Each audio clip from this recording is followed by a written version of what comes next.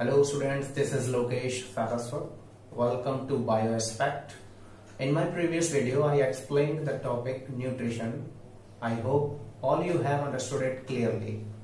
Today I am going to start the next topic of the same chapter, life processes. Its name is respiration. In this video, I will explain what is respiration, its types, mechanism, and different respiratory systems in different organisms. So let's get started. To know what is respiration, first of all, connect it with assimilation that I explained in my previous video, nutrition. You have seen many vehicles which run on the road. They need fuel for moving one place to another. Alright, just like that, all the living organisms need the fuel so that they can get energy. This fuel comes from food. Yes, the assimilated food is used as fuel to get energy for various life functions. Alright, this assimilated food is also used for body growth, maintenance and development. Alright, and this energy released during respiration. It means respiration is useful to get energy from the assimilated food. Now we can say that respiration is a physical and chemical process in which living organisms get energy from glucose, and we can write it in the reaction here. This is the reaction of respiration, and we can divide respiration in the three steps. Number first is external respiration or breathing. Second is internal respiration or tissue respiration, and the third one is cellular respiration. So now we will discuss three steps one by one. So this is the first step of respiration, external respiration or breathing. Most of the students think that breathing and respiration are the same things, but actually breathing comes in the process of respiration. It is the first step. What happens in this process? We take in pure air into our lungs and giving out impure air from the body with a variation in the volume of its constituents.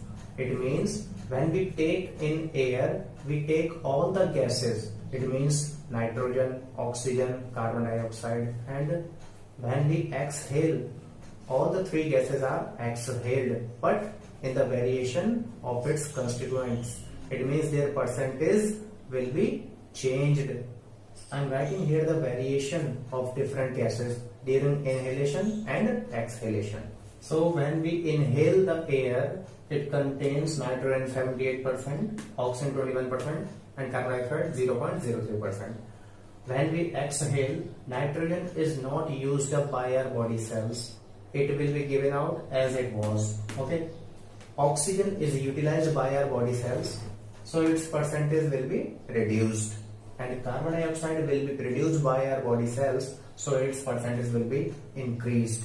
Alright.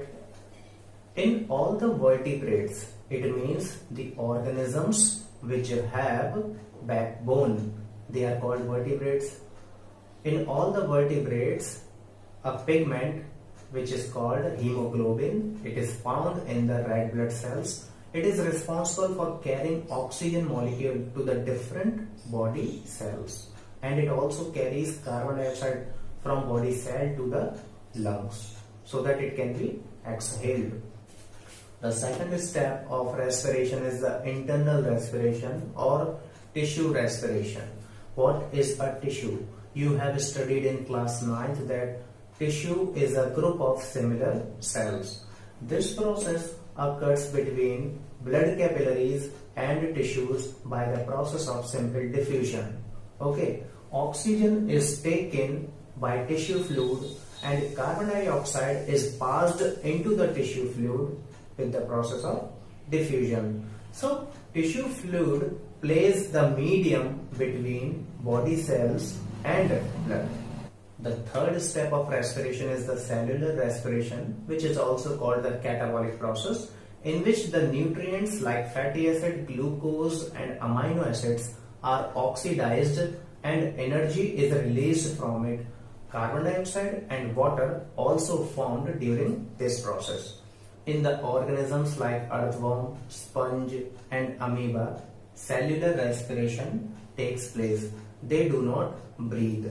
Cellular respiration takes place into two steps, glycolysis and Krebs cycle. The first step of cellular respiration is the glycolysis, in which energy is released without using the oxygen.